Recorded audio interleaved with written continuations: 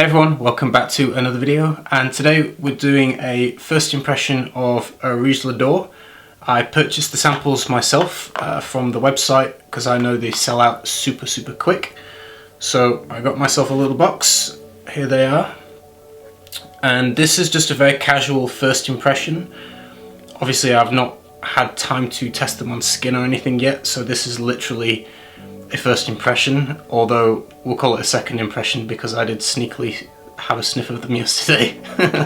So we're just going to have a sniff and see what we think, and then I'll do full reviews later. So the first one is called Malik Taif. I'm probably going to butcher the pronunciation, but here we go. And the little card says, "A legend, an untold story from a desert oasis, an aromatic version of Arabian Nights, with top notes of royal Taif rose and Indian rose, heart notes of Indian oud, saffron and deer musk absolute, with base notes of Mysore sandalwood, amber resin and Siam benzoin."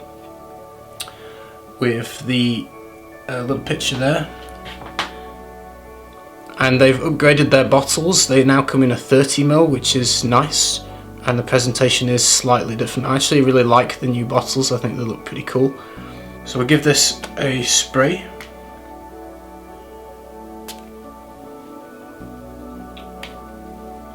Wow. So, I mean, the rose hits you straight away. And it smells like a rich, pure, like rose absolutes. They smell really intense rose bouquet, a kind of huge rose in your face, like non-apologetic full-on rose, which is great. There's something a little bit slightly dirty underneath, which could be the Indian oud maybe, and it might be a little bit of even the deer musk. There is a little bit of something a little bit animalic just laying underneath the rose there. For me, the spice seems to be subtle. Saffron doesn't punch me in the face, but you can sense it.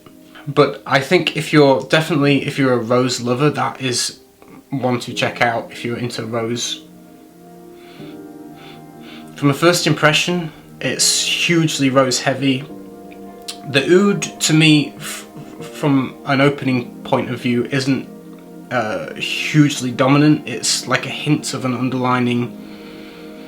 And to me, it feels like maybe it might be a little bit more of a slightly skanky oud in a way, which makes sense. If it's an Indian kind of Hindi style oud, it might be a little bit more barnyard animalic in the nuances there. And I think you get a little bit of a tone of that underneath the rose. I think if you're a rose lover, it's one to check out. The next one is an ambergris based fragrance, and I cannot pronounce this name. Baikal Gris. A rich, poetic tribute to Baikal, with top notes of Russian fir balsam, violet leaf, grey Indian ambergris, heart notes of oil of Mysore sandalwood and vanilla, and grey Indian ambergris, with base notes of tonka bean, fossil amber, cypress, cedarwood, oak moss and nagamortha. So with this one,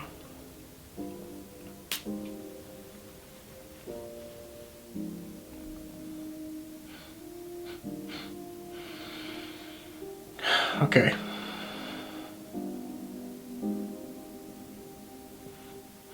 I'm going to spray this one on skin. This one is a little tricky. This one, I've just been smelling it privately for a few minutes, which I'll edit out. But it's very hard to describe. I actually get weirdly kind of a sense of suede or leather. It reminds me of suede, and I'm struggling to describe it other than it smells like suede to me, which is strange because interesting. I guess it's just the effect that the ambergris has mixed with all the other notes, with the resins and the woods.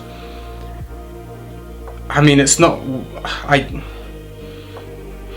what I expected to smell reading the notes, put it that way.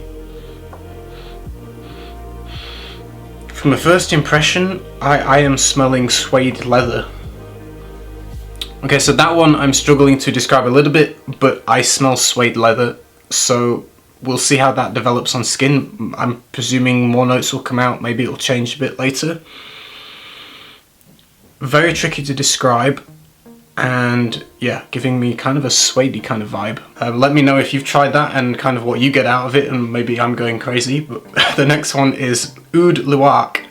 This one is interested me the most because it uses Luwak coffee, which is basically the civet cat is fed coffee beans, and that's its only diet, and it basically partly digests these coffee beans, shits them out, and then that's the coffee, and it's one of kind of the most expensive coffee in the world. Russian Adam has taken that Luwak coffee and added it to his perfume. Very interesting. So this one struck me as one that I was wanting to check out. So here we go. Oud perfume featuring the finest aspects of authentic, rare, wild oud from Papua New Guinea, with top notes of coffee Luwak, sinking Sumatra agarwood smoke infusion. Now that sounds amazing. Heart notes of Maroc Noir oud oil, spikenard, carrot seeds and nutmeg, with base notes of Indian oud, Indonesian vetiver absolute, cedarwood and Sumatran benzoin. So I'm going to go ahead and put this one on skin rather than on paper. Let this one breathe a little bit.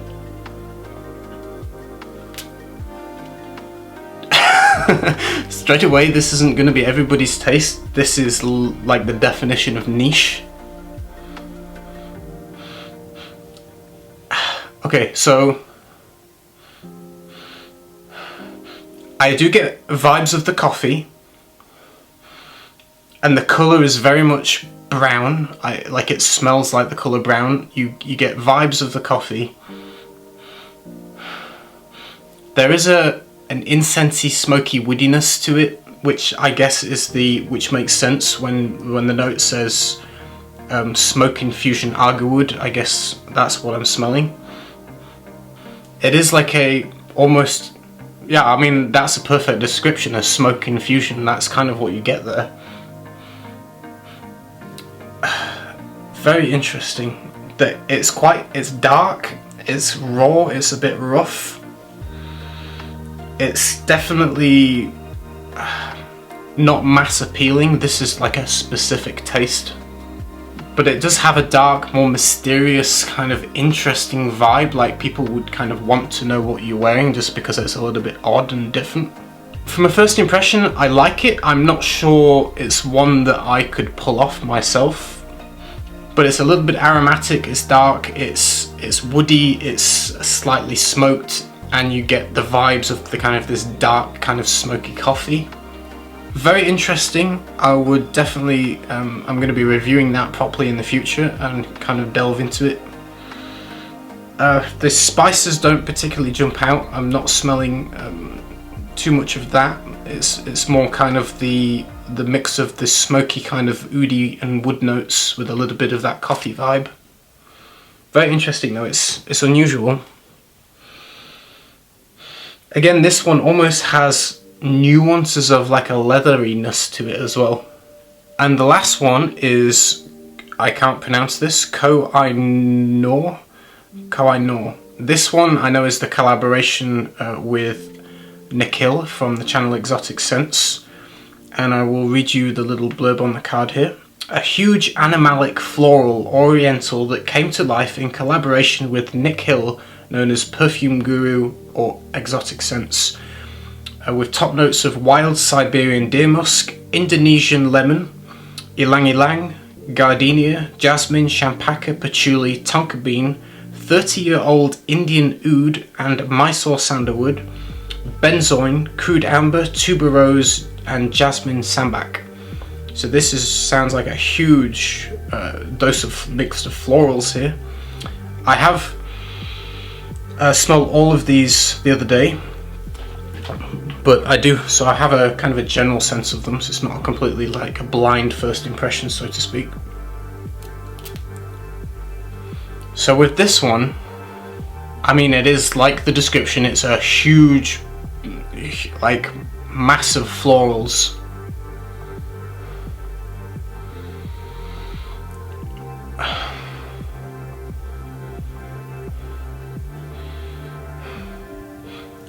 You really do kind of get a mix. I'm trying to kind of pinpoint what it is I'm smelling the most of. But I mean, it's a mix between all the florals basically. Nothing is hugely jumping out and hitting you in the face as a dominant floral in my opinion. It smells pretty evenly balanced like a floral bouquet. And it's very, very smooth to the point of almost smelling creamy. I can actually imagine this as almost like a floral body lotion, because it does have a creamy, very smooth kind of feeling to it. I would say, although it's unisex, I think some men will find it feminine just because of how heavy and dense the florals are and how it comes across in a creamy lotion kind of way. That you know, some men will find this feminine, and from experience of smelling it on the card hours and hours later, like a day later, I know that the dry down is the deer musk, and the deer musk in here comes across as fluffy and sweet. It has like a vanillic fluffiness to the musk. There's no animalic qualities to the musk in here. It is very fluffy, soft, and light and sweet. Like it's like almost like it's infused with there is tonka bean in here.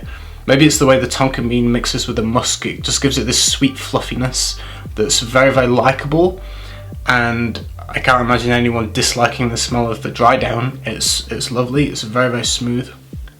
For me, I would definitely enjoy smelling this more in a woman. For me, maybe it's a little bit too floral centric for my personal taste. I think probably it's going to maybe appeal to generally women more. Like I say, it is unisex, and there's nothing wrong with smelling of florals and flowers and having this kind of scent. I think it's really quite beautiful actually. The more I smell it, the more I like it.